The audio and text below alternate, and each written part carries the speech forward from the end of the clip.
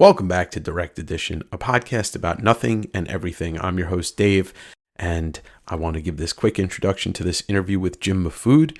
You might remember Jim. I did an interview with him earlier this year, and that episode actually you can find early on in the podcast. It's called Your Food is Mahfood or something like that. God, I can't remember the titles. But I had Jim back on very recently to talk about his ongoing Kickstarter that is still going on right now as we speak for the month of October. It is for Savage Street Vigilante. It is a bootleg comic that is not a Batman comic. So we talk about that, the ins and the outs of creating your own comic and marketing it and shipping it and finding somebody to publish it, which is himself. He's self-publishing this book and putting it on Kickstarter for crowdfunding. So we have a really good conversation about that, but it starts off when me and Jim start talking about hunting comics via the lens of the city Pittsburgh, which I had just been to and shot 2 episodes of my YouTube show about digging through all of the stores in Pittsburgh. So it's a very spirited conversation. Jim's one of those people that he actually is interested in the people that are talking to him.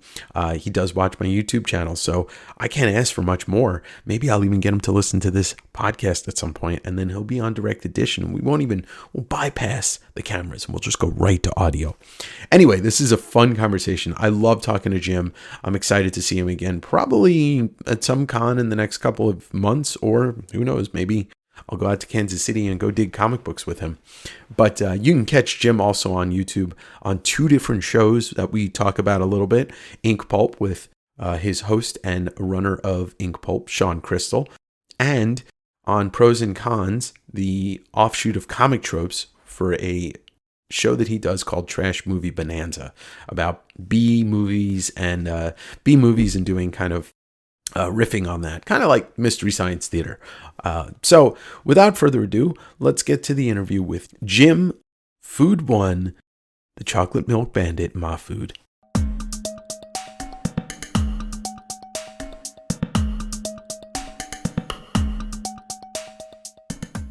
My special guest today is one of the most talented artists out there making anything. We've had him on the program before. His name's Jim Mahfood. He's also the co-star of Ink Pulp Live and Trash Movie Bonanza, an all-around talented human being. He's a great guy. He's also a vigilante. He's going to tell us about that. What's going on? I am. Dave, thank you for the intro. Also, I love the collage of books behind you, and there's a copy of Deathwind up there. Yes. Picked up at New Dimensions in Pittsburgh Mills with Jim Rugg, and he showed it to me. I'm like, what is this? He's like, this is early Mahfood, and I was like, oh shit, I've never seen this before. Let me grab it. Yeah, that's a deep cut, man. That's like from 91, I believe. Yeah, and that cover is illustrated from my first art mentor, Lorenzo Lozana, who is a favorite of Jim Rugg's and Ed Piskor's. Rest in peace, Eddie. And those guys would give Lorenzo and some of the Artline books a shout out on Kayfabe.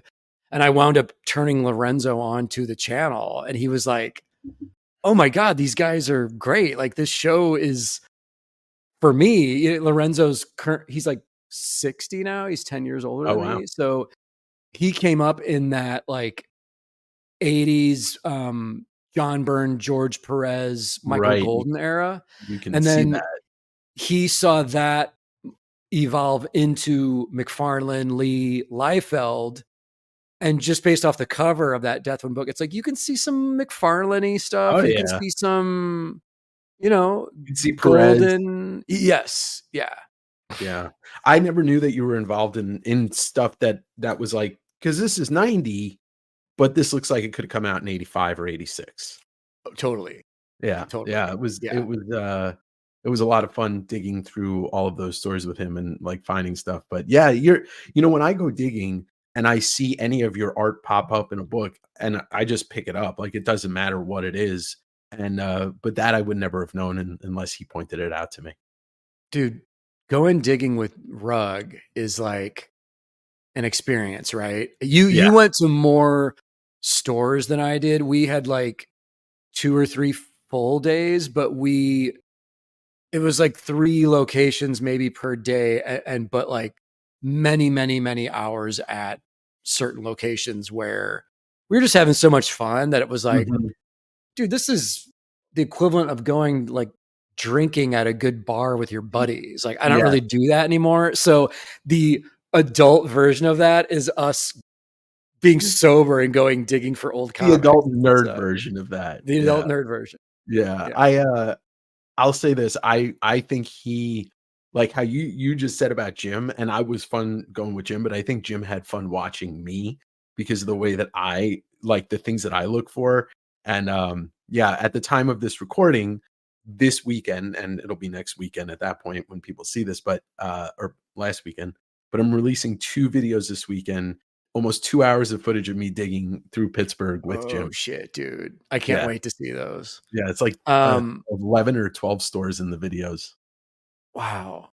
Dude, I had no idea because I had only been to Pittsburgh once in the late 90s. I had no idea how deep Pittsburgh rolled with the comic shops. Me neither. And I thought it explains so much about kayfabe coming from that legacy of like, well, yeah, no shit. No, these guys had like the greatest spots to dig in to pull their resources from and to get their history from. You know, it makes a lot of sense when you go out there. Oh, you yeah. know? And I bet you even in a post-pandemic world when I was just there, but in a pre-pandemic world, the books you could have gotten in those areas for such a low price as Oh, yeah. opposed to now, like, oh, it is paradise though. And it is, man, I was like I thought Portland was the Mecca and now it's Pittsburgh. Yeah. When you are digging, and you don't have to reveal all your secrets to us, but when you're digging, how much are you digging for your own collection and how much is your collector seller brain grabbing and making stacks of things where you're like, well, I can sell this. This is the business part. This is It's almost one and the same because there are things that I will buy that I know are hard to find that I'm just like, I'm gonna keep this. Like if I'm buying 100 books at a store and one of them is this like, weird rare book, I'm like, oh well, I'm gonna keep this no matter what, because it's gonna be paid for by the rest of this. Um, but I just know books at this point, and the more I dig and find stuff like this, you know, the more knowledge that sits in there. But I collect weird. I collect, outside of McFarlane and the artists, and I'm a fan of like you or Jim or, outside of that, like I'm not looking for big books for me. I'm looking for, maybe an Amazing Heroes I've never read before or something like that, mm-hmm. or shit like that's recognizable by artists. But I'm like, what is this? Weird magazines and out of print hardcovers. Like that's, I now that the collector market has kind of calmed down, prices have come back down. I'm more in the line with what Shaw and Japan Book Hunter does. I buy stuff to resell that people have never seen before, because if I've never seen it, most likely you've never seen it. right. And it's a special item. It's like that, like I said, like the deep cuts are what grab people's attention, Yeah. Yeah.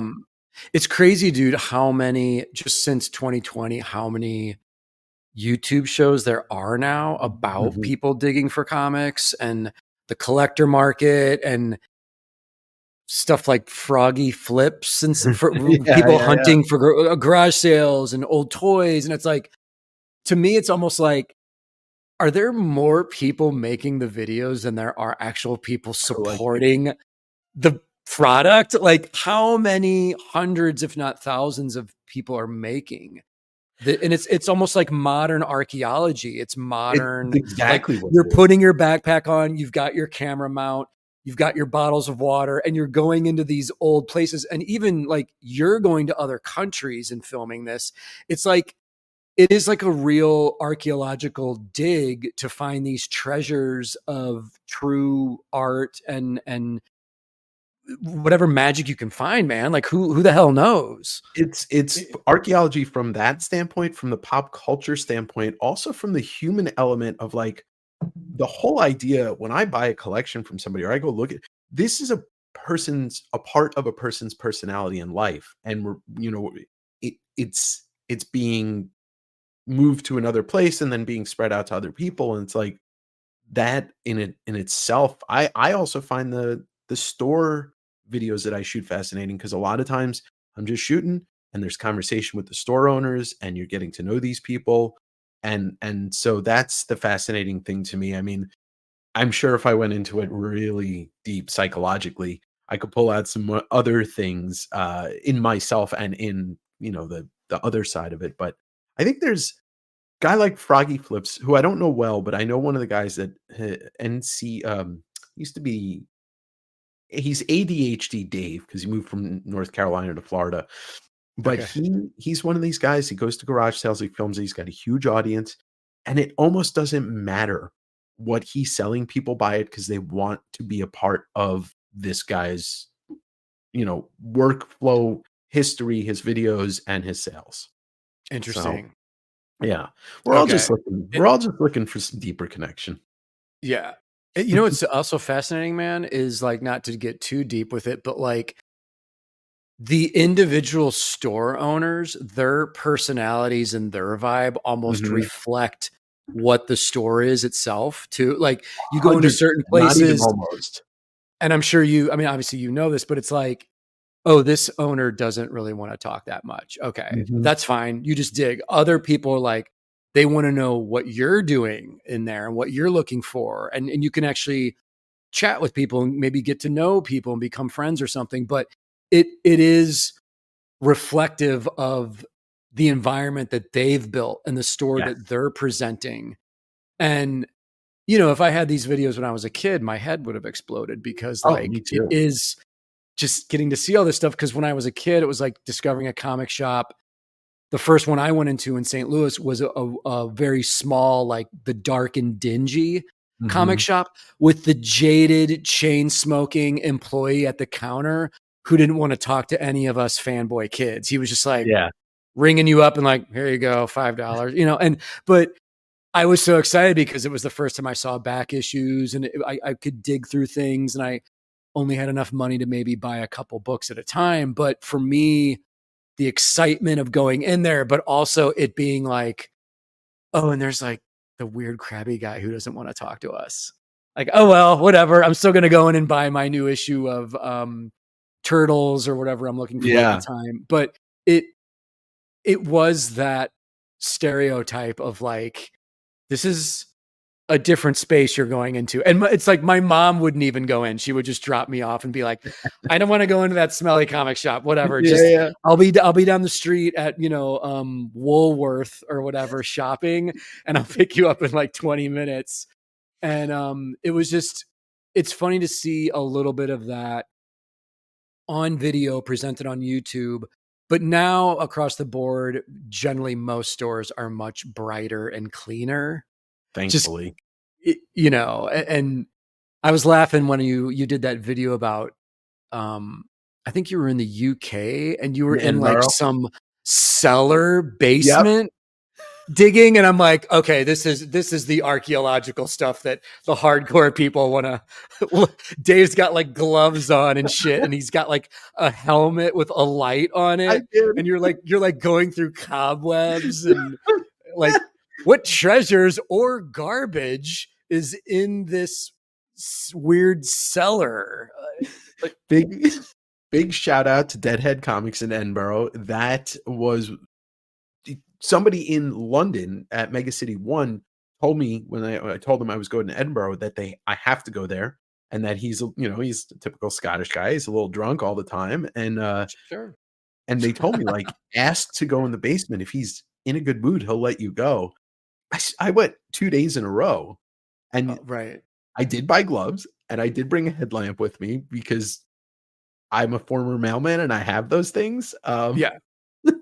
and, man, it was amazing. But yeah, spiders crawling on me, like, who knows Yeah. what else crawling on me, um, but I found some great books, and everything was, Yeah. I think, either a pound each or 2 pounds each.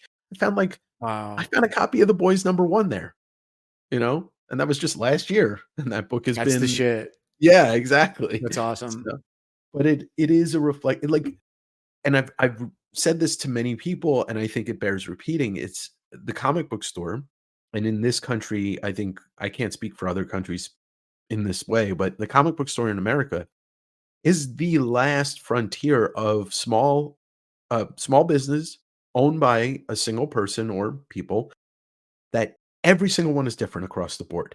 Mhm. It's kind of like when we were younger, you could say that about video stores, you could say that about music stores, head shops, but now that everything's gone, I all we know. have left is that. I mean, bookstores don't really reflect that statement, and record stores don't because generally, you're not gonna find, uh, 150 record stores across the country that only sell used records. Right, exactly. And dude, you know this, but like everyone knows what they have now, and there's Mhm. so like record stores now, it and I used to collect records, but like they all know what they have. So like Yeah.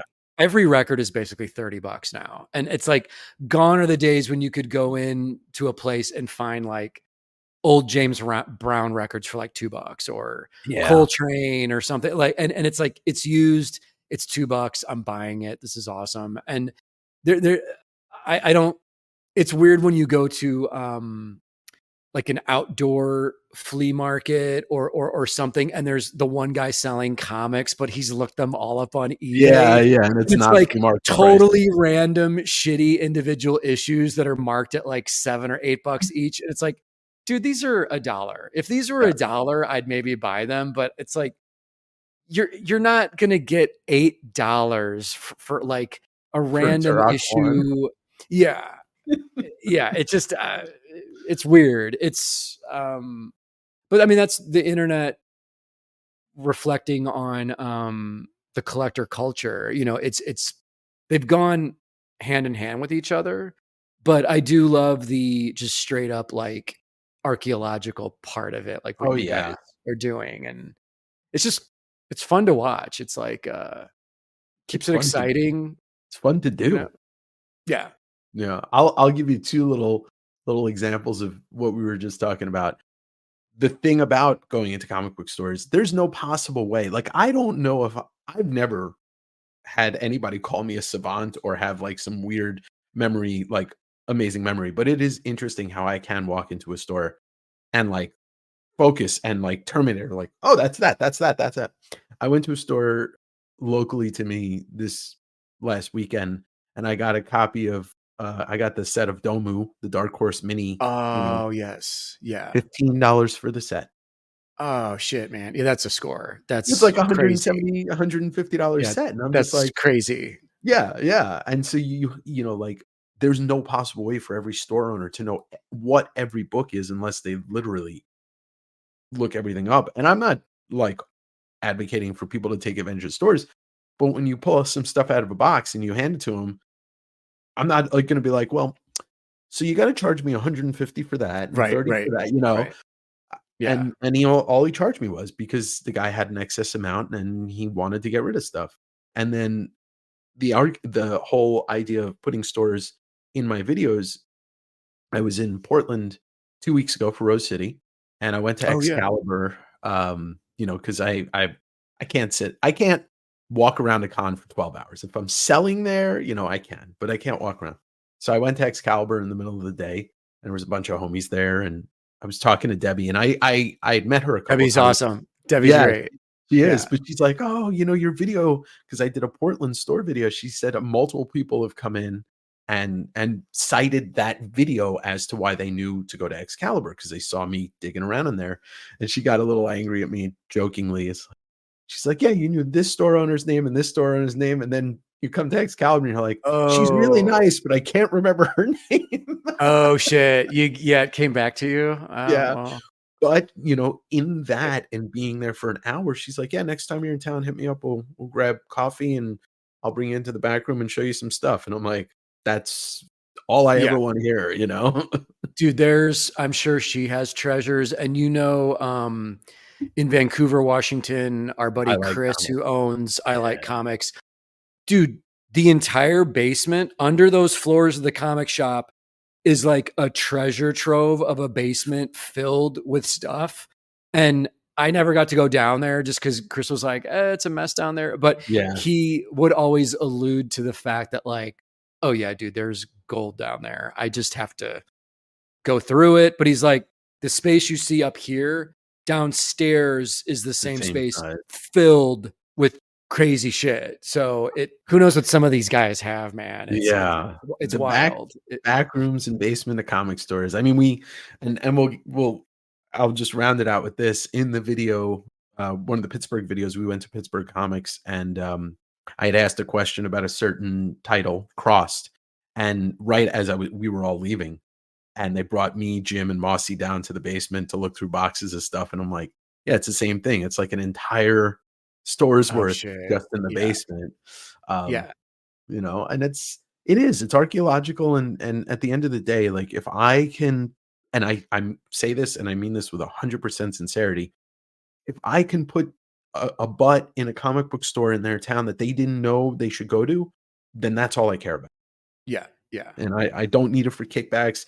Sure, if they want to thank me and show me some stuff that's not there on the floor for sale, yeah, I'll take a look at it, but that's not really why I do it. Yeah, You know? I feel you. The funniest thing, dude, is making comics and finding your own stuff in those Yeah. back issue bins. Because I've had workout for almost 30 years, and it's like occasionally I'll find something on my own. I'm like, it's only $1. Do I rescue this and just give it to a friend, or do I Yeah. like when I was in Pittsburgh? Brian Moss had his buddy Johnny with us, and Mhm. Johnny's super young dude. He's like 22, 23, great artist.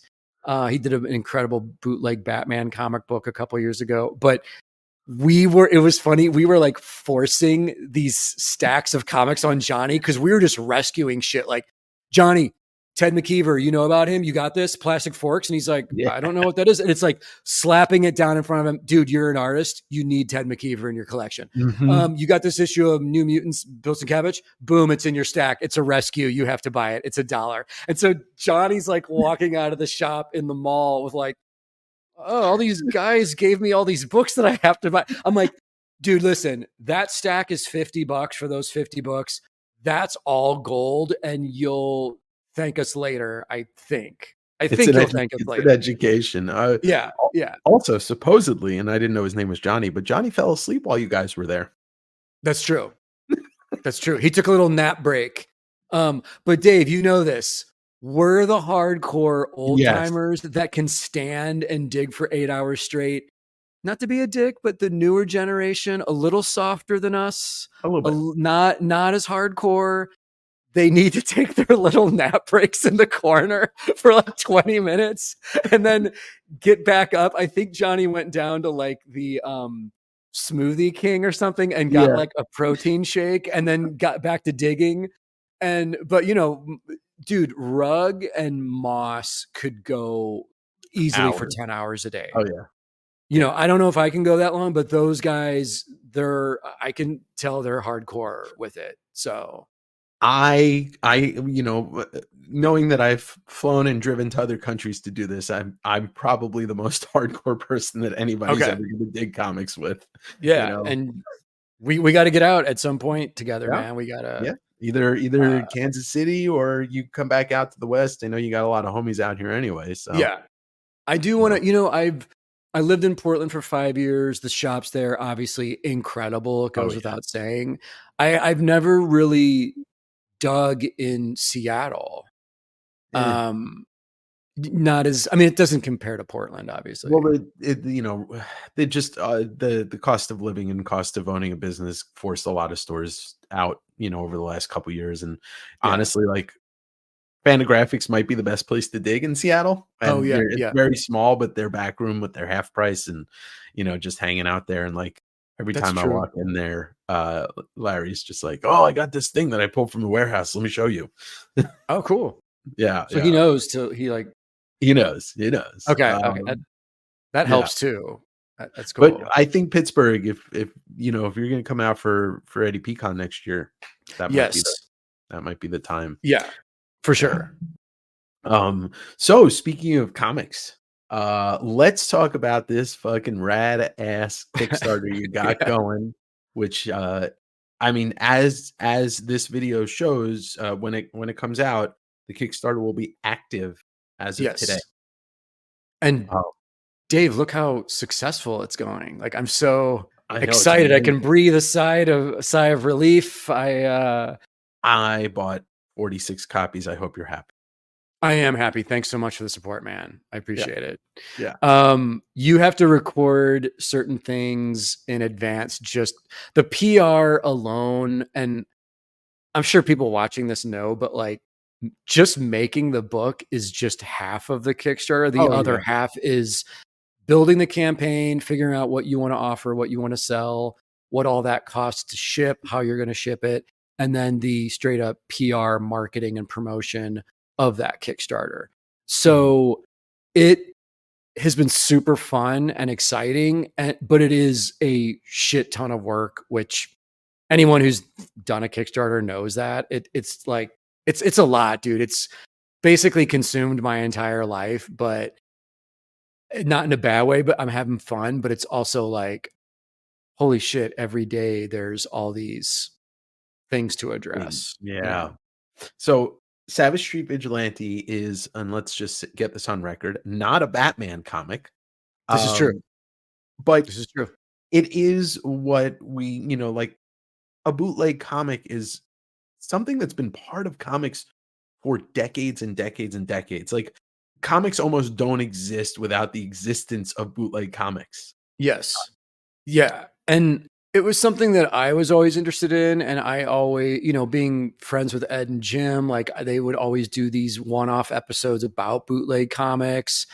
Other people in the scene are making stuff. So for me, man, I'm a huge Caped Crusader fan. I'll just say it like Mhm. that. And I always had this idea of like, I want to do a bootleg comic of him. And starting this year, that was an idea. And I kind of it started very small where I was like, I'm just going to do a 20-page book and debut it at New York Comic Con in October and get this, printer that I found to print like 500 copies, maybe only 200, whatever. We'll go from there. So I Mhm. start working on the book, and then I started showing people the pages, and I went out to Pittsburgh in April for Ed's day of celebration at Phantom of the Attic. And when I was out there with Rug and Brian Moss and the homies, Ben Mara flew in Mhm. just for like Oh, one wow. day.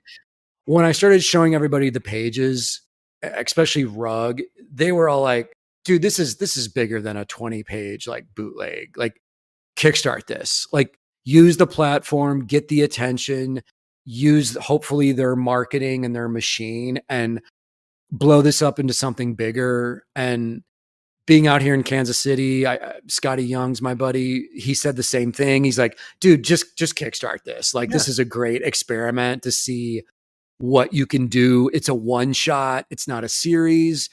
If it's successful, turn the Defective Comics thing into an actual imprint. And maybe once a year, you can do a new parody comic off of Mhm. some other IP you want to spoof or you want to parody. Like, this could be your line. This could be your thing that you do. And that's what I started doing this year. And in the meantime, I'm still doing my regular freelance work and doing covers for like IDW and stuff like that. And commissions and conventions, but writing and drawing my own material, art directing it, throwing a Kickstarter, it just makes so much sense for my aesthetic, man, and like what I Yeah. want to do, that I just don't have to answer to anyone, man, and I'm having a total blast with it. It's a blast. Well, that's the thing. I've seen some pages you showed, you had some at Heroes. If you're having fun, and this kind of goes along with like any form of art, it bleeds through into that art. And Yes. I've seen these pages. I know what, I've seen stuff you've put online, and it's like, oh, it's gonna be good. Like, the energy that you draw with is unparalleled, and to put it into something that you're not doing for somebody else, like that's like the top, that's the pinnacle of what you want to be doing. I assume. Yes. And thanks for saying that. Yeah, it's funny, man. juxtaposing working on the book with cover work on licensed properties like Godzilla at IDW, and I just did a Turtles cover, and Marvel this week hit me up to do a cover for a thing. But there's all these stages of approval with licensed stuff that I'm okay with, because I like the challenge, and that's the job of an illustrator. Is you get hired by a client, you're trying to make the client happy while still being yourself and doing what you want to do. So there is a happy compromise, a happy medium there. But notice I had to say that word compromise. It's like there's some little notes that will come in that I'm just like, oh, I don't like that. It's like, why? And even the editors will say, hey, the licensee is giving us this note. We don't care. We think this is awesome. But because it's such and such, you have to make this little tweak to the art. It's like, okay, I get it. You guys are doing your job. The licensors are doing their job. This is the freelance world. But as soon as this cover's done with, I'm going back to making more pages for my crazy batshit book that I'm doing. No pun intended. So you know what I mean, man? It's a good balance of doing what I want to do and having fun and being a professional. You know, I'm not the type of guy that's like, I'll never work for corporations, or I'll never. It's like, well, dude, freelance is freelance. My goal is to make money. Sure. You know, you got to survive. The product I deliver is my work. So it is exciting to know that people want my work, but it's also exciting to know, in the form of making an actual comic book, which is a lot of work, as you know, like the writing, the breakdowns, the layouts, penciling, inking, lettering. It's like, it's a lot of work. So as an artist and a creator, I think you have to really carefully decide what time you're going to invest in that. And doing my own work in that capacity, it makes so much sense, man. You know, as opposed to doing like a work for hire miniseries where I'm working on someone else's script and I'm not that enthused about it while I'm working on it. That to me is like the worst. But a lot of new artists kind of have to start that way to get your feet wet. But just know that, you know, hopefully there's a brighter pasture out there for you the more you do this. But I do encourage people to go the difficult route and sometimes do things you don't want to do, because it builds your chops, man. Like it helps establish those notches in the belt that get you to a more professional level, you know. And challenging yourself, will only help build your skills and know what you're good at and what maybe you don't have strengths in, so that when you're going ahead and doing it again, you're like, oh well, maybe I'll have, and just for example, like maybe I'll have this person letter it so that it takes that off my plate and I don't, or whatever it is, or I'll have this person, I'm having somebody now do a lot of my editing on my videos of ones that I don't need to do. It gives me, and it's not because I'm not good at it. It's just like, I know that'll save me time so I can do this over here. Yeah. But one of the things you said, and it's kind of rings true in a lot of industries in art, music, or movies and comics. It's like when you're doing your freelance stuff for a corporation, it's like, okay, one for them, and then the one for me, and one for them. Right. I mean, everybody, I don't give a fuck who you are. Everybody has to be able to know that they can do something that's going to give them the money that they need to go do the other thing. Unless you're born with a fucking platinum spoon in your mouth, people don't just come into art and be like, I got so much money, I can do whatever I want. Right. That's You know? rare. And yeah, the one for me, one for them. I feel like one guy who's mastered that in comics is Daniel Warren Johnson. It's like, it's like so obvious, his formula, man. It's like, let me do,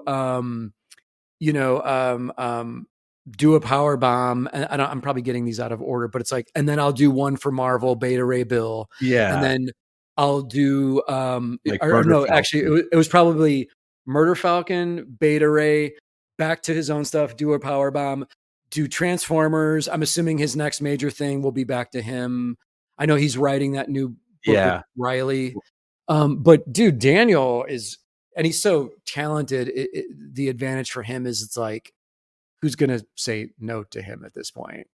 So he can kind of choose the one for them. Sure. You know, and that's super exciting too, as a creator. Yeah. And I think it, you know, and if it's something that you can choose, or you can say, yes, I'll do this, and you're happy with that when you're doing for Marvel or DC, and then you'll be happy doing the thing that you're doing for yourself. And, you know, I wish everybody had the opportunity to do that. And obviously, you know, you work to a place, but you know, you're part of a art movement that was able to kind of start indie and then like decide like, okay, I'll go do this. And I don't know if that still exists. I mean, we've talked about the same kind of mutual friends that you've crisscrossed with, whether it's like Tara McPherson out in you know, or Alex and Dave and Wayshack and stuff. But that I'd love to see more art movements start up like that, where it's like, yeah, we're gonna do illustration, we're gonna do movie posters, we're gonna whatever it is, gig posters. But it's funny, your history with bootleg comics and A Caped Crusader does not start with this, because right here is something you're doing, the Shitty Dark Knight, which is I don't even know how to describe that because it's so insane. Yeah, I mean, that's the brainchild of Dave Baker, who's a fantastic writer, artist, indie comics guy, and him and his crew did Shitty Watchmen before that. And then, you know, I knew him because we were all in LA at the same time. And he does like, his girlfriend, Nicole Gao, is super talented as well. And they did a book together called Fuck Off Squad. And oh my God. No, I don't know that. That's awesome. They've done a lot of stuff for like Silver Sprocket. Nicole did a YA Batgirl graphic novel for DC. Oh, cool. Which was beautiful. But Dave, that was I blame Dave for the Shitty Dark Knight, but that was a fun one because he was like, dude, this is just you choosing 10 pages out of Dark Knight Returns and remixing it, or however you want to redo it. It's like but not out of meanness, you know, not out of like, out of love for the book. Because at the time there was some like, at the time we were doing that, there was some backlash to Miller because he was like saying weird shit online. He was at his most fucked up, you know, with his substance abuse and stuff. Yeah. Not that it's an excuse, but yeah. And dude, I'm a diehard fan of his either way. And it's like, he's better now. So for me, it was all approaching it like, this is a fun remix tribute project. And just having that on my table at conventions, though, people, it immediately stops people in their tracks because they're like, wait, what? Shitty Dark Knight? Like, just the cover alone is like, well, I'll probably just buy this just because of the title and the cover. Like, that's exactly why I bought it when you released Ballpoint Slayer, which is just up here. Yes. I was like, oh, what else is in the store? And I'm like, oh, I don't know what this is, and I like the title, so I'm buying it. You know? Yes. I mean, that's but do you remember, is there anything in your memory, like the first kind of bootleg that you ever picked up, or something that sticks out for you? Oh man, that's a good question. Damn. Just being exposed to like zine culture early on and seeing people probably do like demented versions of established characters in zines. Like when I was in college out here in art school at the Art Institute, a big thing in the 90s was like taking corporate characters like Toucan Sam or whatever and putting an afro on him and gold chains, and people bootlegging that into like a t-shirt, screen printing it, or you know, the skateboarding era, man, of like fucked FUCT and using bootleg like Scarface images from the movie, stuff like that. That was kind of part of like zine skate culture, co-opting imagery from like manga and anime, that on skateboard decks and stuff like that. that idea of like, you can repurpose and take things and change them and hopefully not get in trouble with it. Yeah. It Yeah. and dude, one of the early things was Hart D. Fisher doing his anti-image comic. Like, Yeah. that's Kill coming to Image. mind. Kill Image. That's coming to Yeah. mind of like, oh, can you do this and not get sued? Like, I guess. Parody laws. Parody laws. Yeah. Yeah. And I mean, then if you're mentioning parody, I mean, I was also a huge fan as a kid of Mad Magazine yeah, and there you Crack. go. So that's another idea of like, oh, this is other people spoofing and making fun of this very established thing, whether it's like Mhm. the Batman 1989 movie or a famous TV show, Mr. T, the A-Team, Star Wars. It's like Mad seemed like they had carte blanche to kind of like poke fun of anything. Yes, yes. I don't really think like there is vernacular and law wise there is a difference between bootlegging and parody. But I think when it comes to art, like illustration, I don't really see the difference. Like you taking the actual cover from Dark Knight and putting it on a t-shirt and selling it at a Comic-Con, that's bootlegging.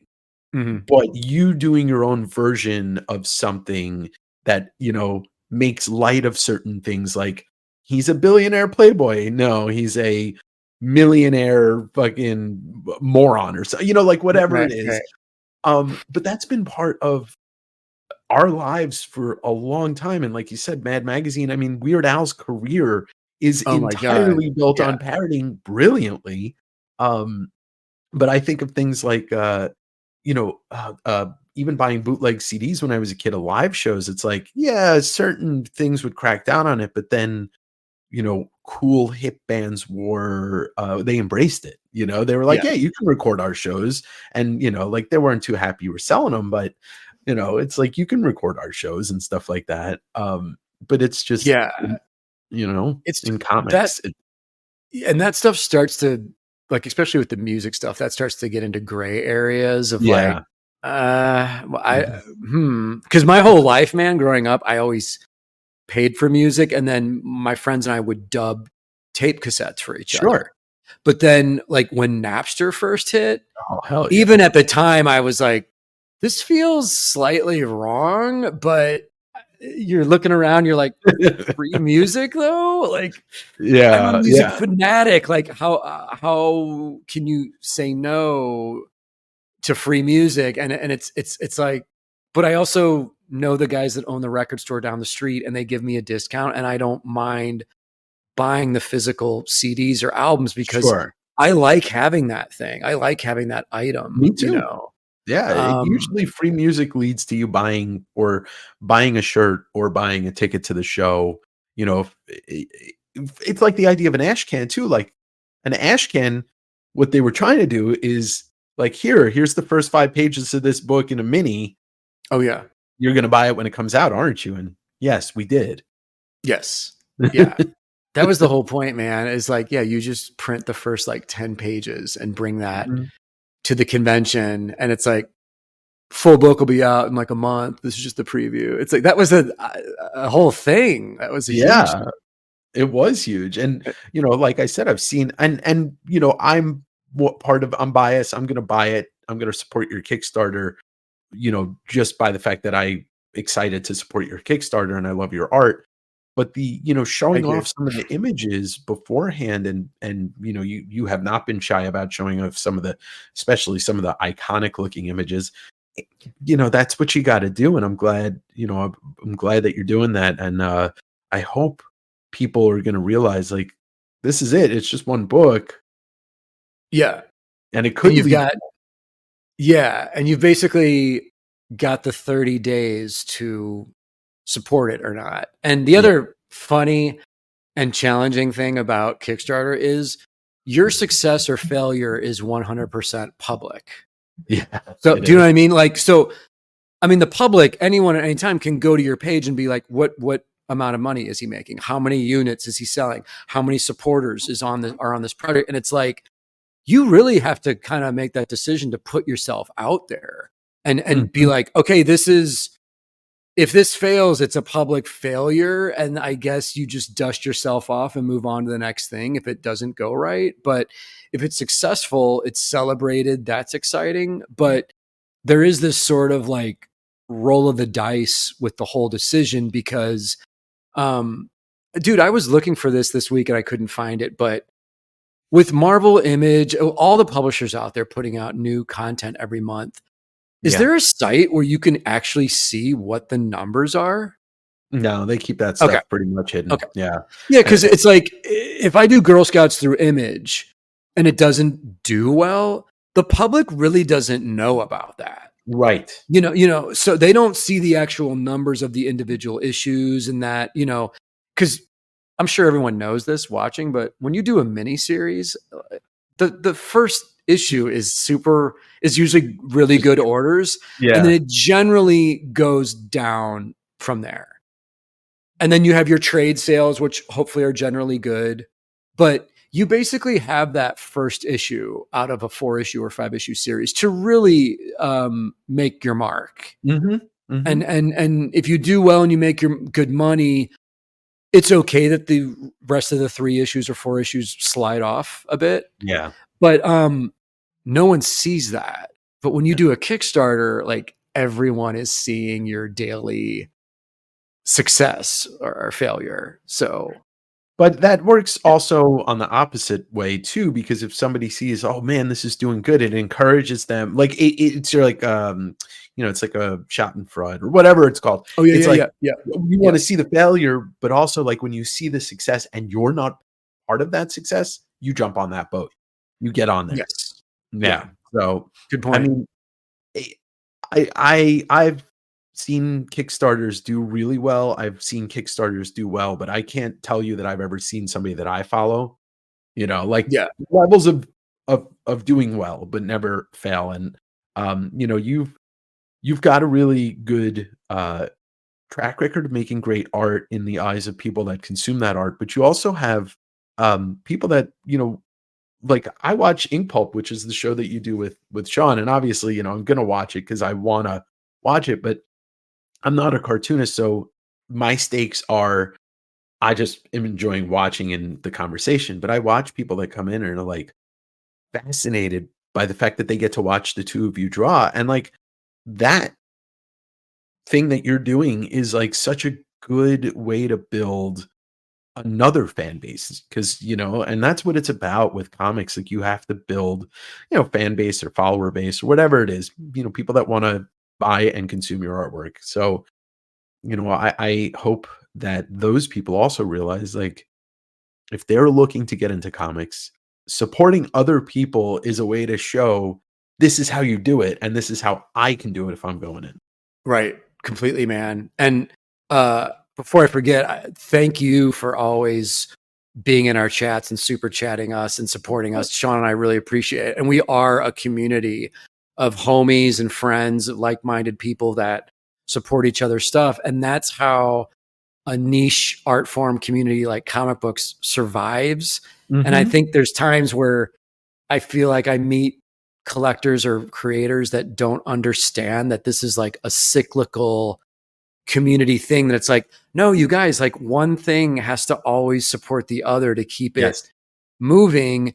And you can get preoccupied with your own work and your own vision, but you can't forget like the community aspect of this. Like no one can completely create in a total void alone.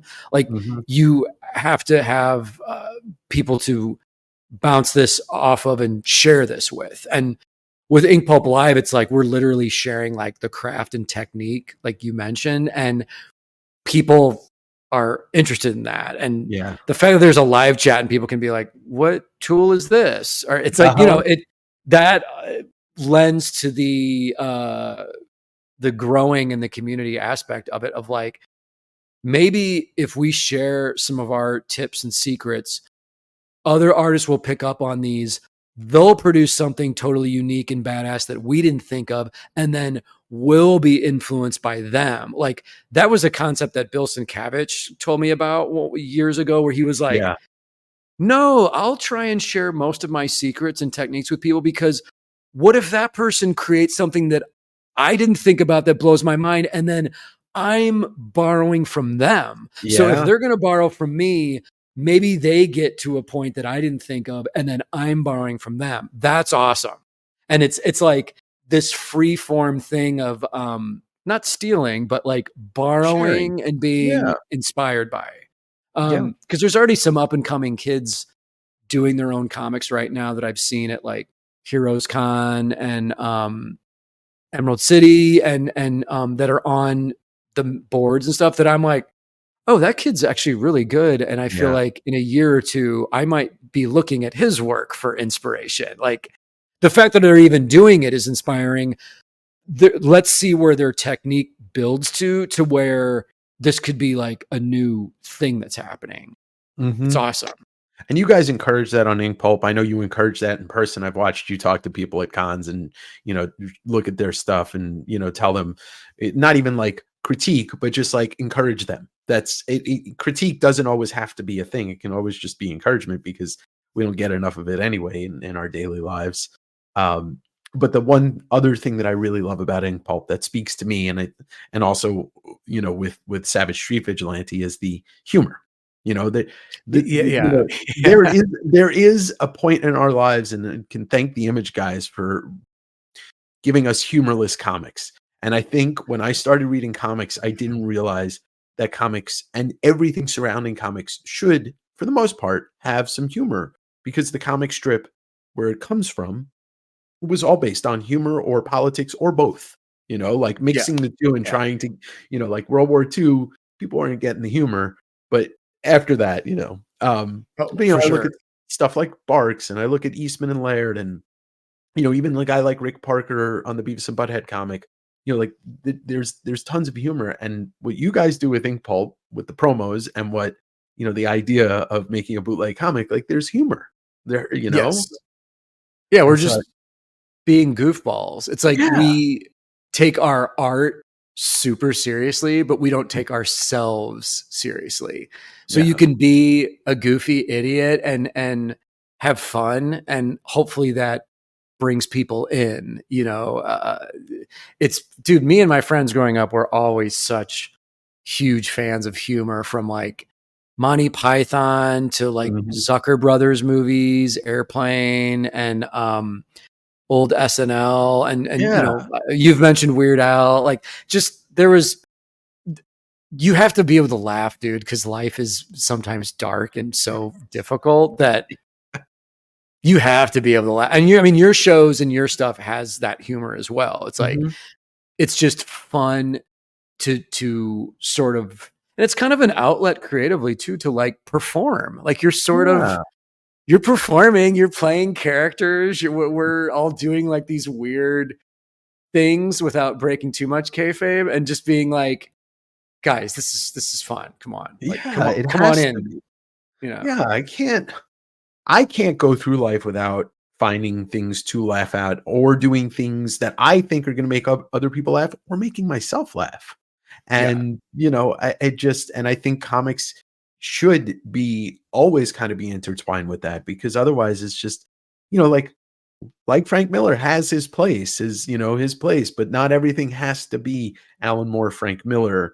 There can be some real genuine laughter, and especially in the side of promotion and in the side of a community. It's got to be fun. Otherwise it just becomes, look, you've worked with Kevin Smith a bunch of times, and like, he's responsible for some of the funniest everything that's come out, in the last 30 years. And early in his career, he was like, God, even going back to the first Clerks movie, when Dante and Randall are talking about the stormtroopers working on the Death Star and like employee insurance or whatever. Well, it's like, oh, this dude's fusing fanboy nerd culture with humor, and and usually very raunchy humor. Yes, it's like something new, something different, something like there's an audience for that, and he was pretty good at tapping into that, like long before a lot of people in pop culture. Observational humor with nerd culture and raunchiness, really, it's like a perfect cocktail. Yeah. So with the Kickstarter, Yes. what are we looking at here for rewards? And let's run that down real quick so people know what they can look for. Yes. With the Kickstarter for Savage Street Vigilante, we're offering a PDF of the 48-page book. We're offering a print version, obviously, of the 48-page book, and variant covers from Mike Huddleston, Scotty Young, and Jim Rugg, all knocked out of the park with their variant covers. I did a 5-piece print set of like the lovely ladies of Freak City, the fictional city that this adventure takes place in. So sort of pseudo good girl, bad girl, superhero-ish print set that when people see the prints, Yeah. they'll be like, oh, I get what that's making fun of. Okay. Lots of butts. Lots of butts, lots of shapes, lots of thighs going on. That's all available. And then I also have original art tiers featuring the original art from the print set. Mhm. So 5 pieces of original art. I'm also offering a signature plate tier, which is you get the book with a 6x8-inch custom made signature plate in it, where I'm drawing the Savage Street Vigilante. So like a mixed media piece that goes inside the book. I'm trying to just visualize anything for retailers.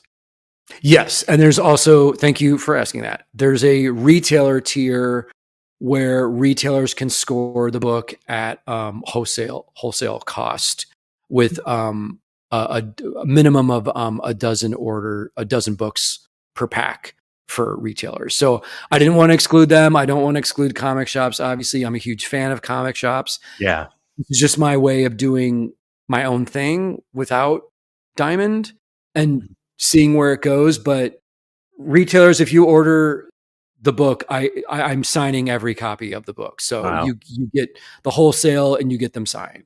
We have stretch goals as well that I want to keep them as secret, but I've got like the first 3 of those that are lined up of like, oh, and then I've got a couple other superstar artist buddies that I'm like, okay, this can be a print.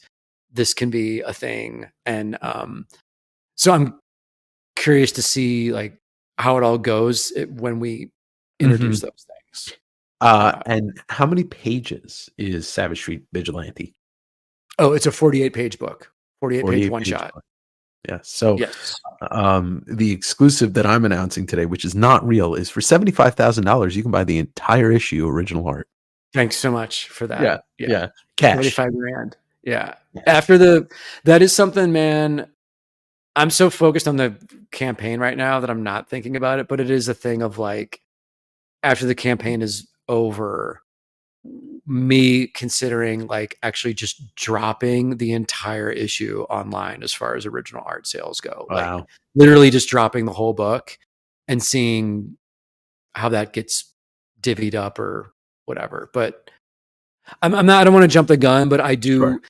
One of you mentioned earlier, like all these sort of images from the book that I've been focusing on. And like one of without doing the cheesy image thing and making an entire book of pinups. Yeah. One thing I did have in mind though, making the book is like, I want every page, even if there's 6 panels or a page or just 2 panels on a page or a splash page or a double page spread. I want every page of this book to be original art, sellable, worthy, to where people are like, damn, dude, this whole book is just bangers. Like, shit. Like, okay. Like, there's not a page where it's 6 panels and it's just the same image repeated and it's done. Yeah. You're giving us visuals on every page that are sort of like, hopefully drool inducing of I'm bringing it, you guys. I'm trying to bring it hard. And the book is in black and white 80s style with gray Mhm. tones and zipatone, but just, the black and white pages on them on their own all stand out to be, super graphic, finished pieces of work, basically, man. Like you could just frame these and hang them in there and it's good to go. So, And that's also a benefit of working on your own book and not having somebody else be involved in it. It's like, oh, like, well, okay, here's what the story calls for, but I'm going to make it big. I'm going to make it splashy. yeah. Um, Ed and Jim always used to talk about that when it came to guys like Jim Lee, specifically Jim Lee, about like, oh yeah, he was doing this book the way he did it because he knew this would be a $500 page in 1991 or whatever. Yeah. Yes. Yeah. Yeah. I Yeah. mean, it's And I want to say this to all aspiring creators as well that are writing their own work and drawing it is I basically made this book Marvel method where I laid out the plot and the beginning, middle, and end of the story, but then I allowed myself wiggle room in all the major scenes to add or subtract pages as I mm, saw fit to enhance the visuals. So, for example, if there's a 5-page fight scene and I feel like, let me add one more page to this fight scene just to give it a splash of him punching out this character or whatever. And it's like writing your own material, you can do it that way. And you can kind of, you're your own editor, you're your own yeah, art director. And as long as you fit that whole body of work into the 48 pages, you allow yourself ebb and flow to kind of be spontaneous sometimes, but don't make it look like you're being spontaneous. Like sure. each page is still has the same amount of work and craft put into it, but it's up to you to be your own editor and art director. And that's super exciting for me, man. That's great. And you've been doing this long enough where like those skills have been honed pretty precisely. Whereas like maybe somebody creating their first comic book, should show it to somebody else and be like, how does this flow? Yeah. Like Yeah. I think that's another conversation for another time. Like there is some serious need for good editors in major comic Oh, right dude. now. Yeah. Yeah, yeah. But I don't want to put That's anybody a on whole the other show. That is a whole other yeah, show. yeah, But yeah. yeah, because I'll say this about that real quick. Being in this for like 27 years, like I've seen the transition from like the editor as curator, an experienced Mhm. art director and connoisseur to just a 22-year-old kid who Marvel had to hire for some reason. Yeah. I don't know that may or may not know what is good or not. It's weird, man. But again, Yeah. that's a different show. That's a Different whole, story. Yeah, that's yeah, when we yeah. do the podcast called What Grinds My Gears. Um, Yes. It's like our so old man complaining show. Like back in my day, editors. I remember when people actually used to know how to transition a scene. Um, Yes. so we're October 1st, we're live 30 days. Everybody's got to back it. Otherwise, I'm going to come to their house and spank them and pour spoiled milk all over them. Thank you for doing that. I appreciate that. Yes. Yes. And for everybody that is wondering, how do I Kickstarter? There will be a link right in the description. The first thing you'll see in the description is a link to get on this Kickstarter. But also besides that, let's just mention to everybody, they're going to be able to see you at New York Comic Con this year, right? Yes, I will be in Artist Alley all 4 days. The Kickstarter is obviously going to be going on, but cruise by if you actually want to check out original art from the book. I don't think I'm going to be selling anything, but I Mhm. will have a preview of originals in my portfolio just because I want people to be able to see the actual size and scope of what I'm doing in the book. And I've got some new prints and a bunch of original art that I'm bringing for sale to New York Comic Con. And it's going to be a blast, man. And Sean and I are doing the thing that we did at Dragon Con, which is he's bringing like ink pulp, temporary tattoos for everyone. Yeah. And if you go to his table or mine and grab one, we're going to be doing a photo shoot, I believe, on Sunday with just our whole crew rocking the tattoos and just for fun, just to kick it with the community and have a photo of like, hey, we all know each other online through this thing, but we also are real human beings in real life that enjoy each other's company. So it's cool, man. That's what's so fun about the conventions. And I know that I think you got this out of going to Heroes Con this year, which is like, this community is made up of generally good people and people encouraging each other, being excited about art and comics, and especially Heroes this year. It just felt like a very good, warm place to be. Like, it was just cool. Just a wave of positivity. It really was. That whole, I can't wait for next year.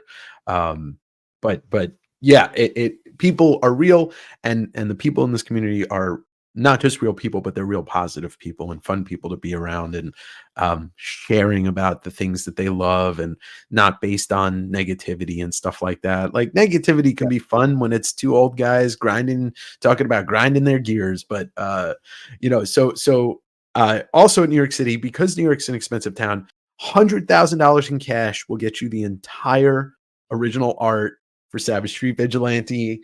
This is true. And I will bring it in an attaché case, handcuffed to my wrist, and I will unlock it, give you the attaché case and the thing for your wrist. And you can walk out of the Javits Center with a 48-page crazy ass awesome collection of original art. That's not a Batman comic. It's not. It's not. Also, it's my tribute. It's my loving tribute to superhero comics fused with horror, comedy, and just absolute fun, which I think comics just need to go back to, dude. There are fun comics out there. Like, I'm not, reinventing the wheel, but there's also a lot of stuff that I see that I'm just like, who is this for? Like, I don't know.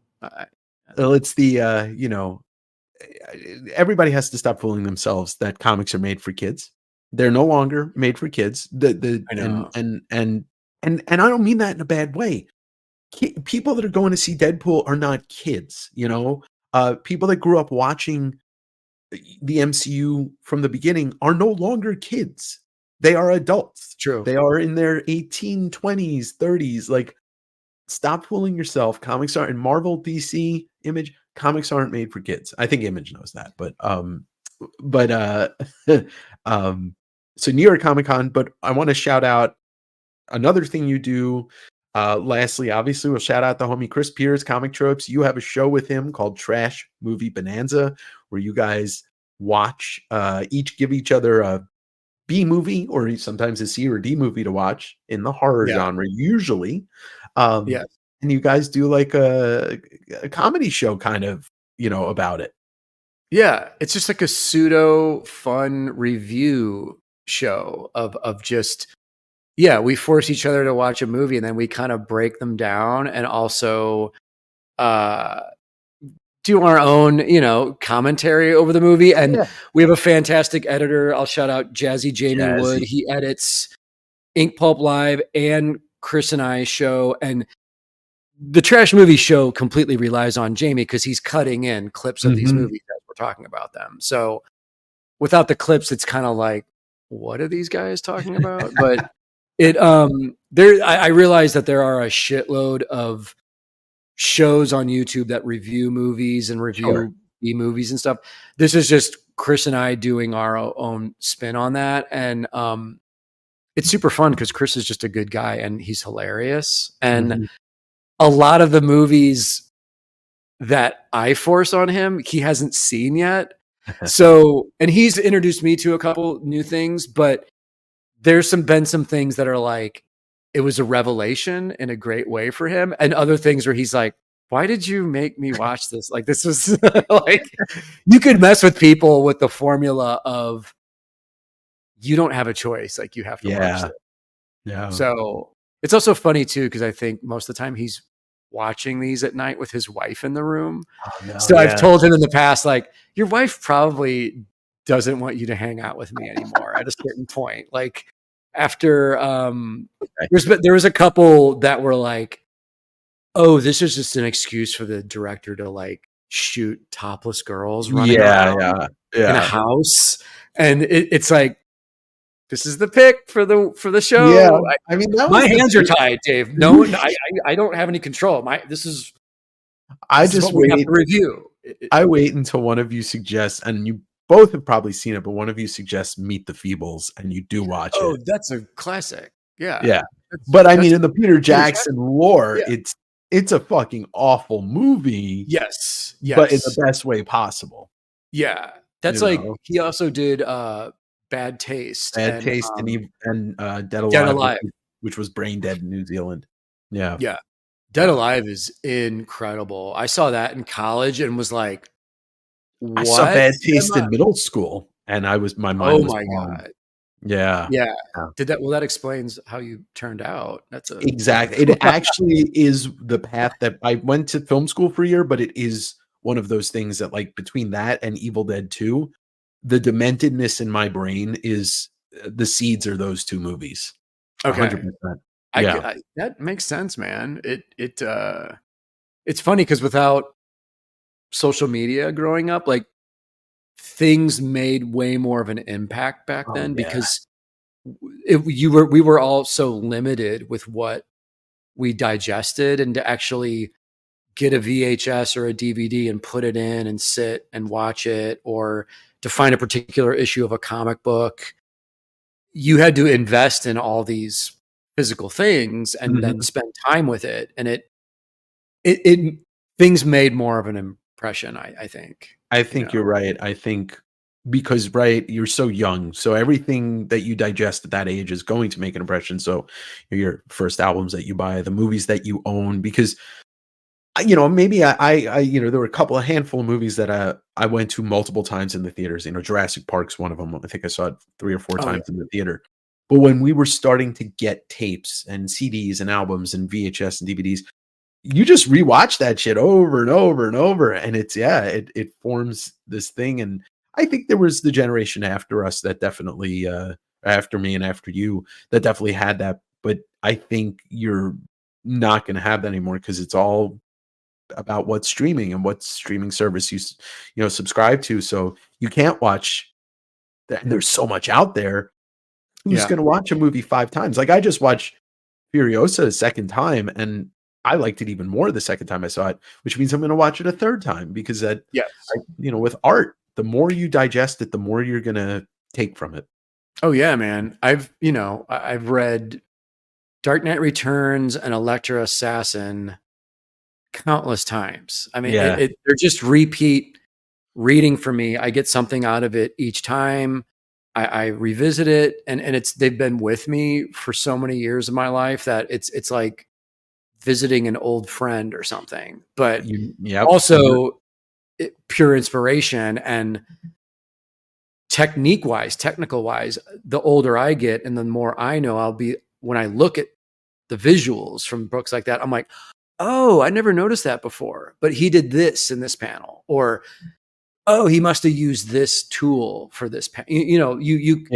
Your knowledge expands, and then you go back to older things and you know more about them. And dude, I'm not a filmmaker, but there's times where I'll watch old favorite movies of mine and I'll just sort of know, like, oh, that's what they did for that effect. I never realized that before. Like, that's interesting. I didn't catch that the first 12 times I watched this, but now that I sort of know a little more how certain things are done, that's impressive that they did it that way. Yeah.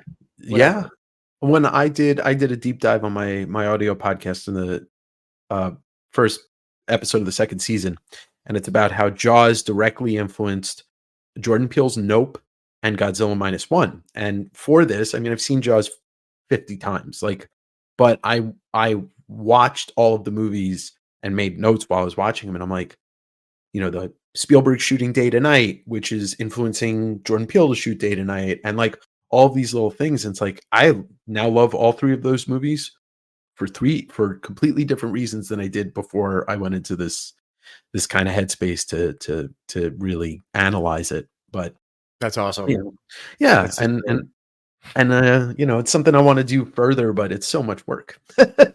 yes. You just reminded me that I still need to watch Nope. I've never seen it.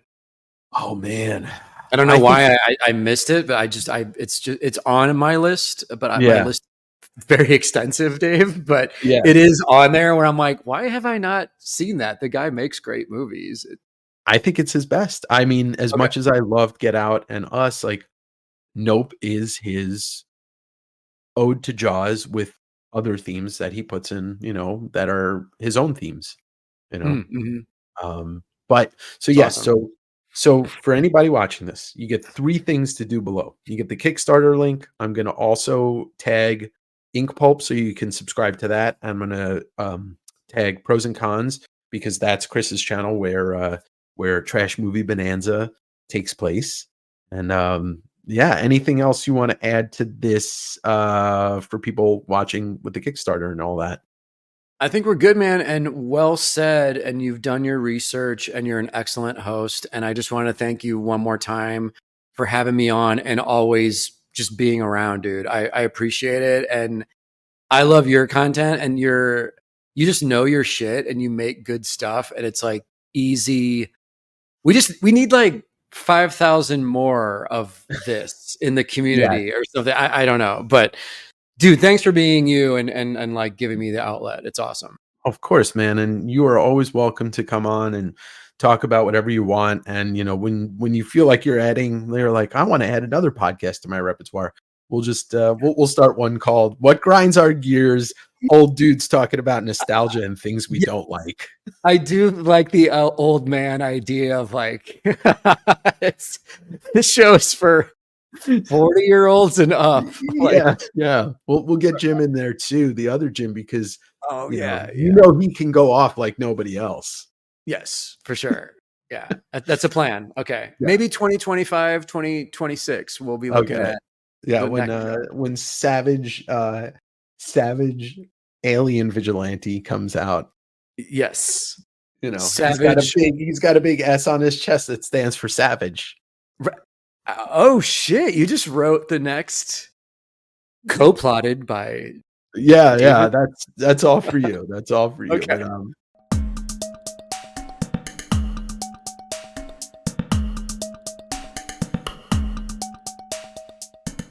thanks for listening to this episode. If you have not backed the Kickstarter and you're interested, you should. The link will be down below, but you can also Google Jim Mahfood Savage Street Vigilante. This is not a Batman comic, and I strongly urge you to back it. Crowdfunding independent self-published books is really the healthiest way to support an artist directly. And if we don't support artists, I keep harping on this, if we don't support artists, it will lose the avenue to bring their art to the people that are interested in it and to people that don't know it yet. Before we get going, you guys have been doing great on rating this on Spotify. Apple needs more reviews. YouTube needs more interaction, more likes. Just support this as much as you can. I really appreciate it. It's a community effort, and it's going to be hard for me to continue if people aren't listening, to be honest. We are at the 31st episode, and you know, I thought about maybe ending the podcast on the 40th or just taking a long break, but I am doing double duty, sometimes triple duty. So people that are listening, show your support. Let me know that you're here. And yeah, I'll see you next week on another episode of Direct Edition.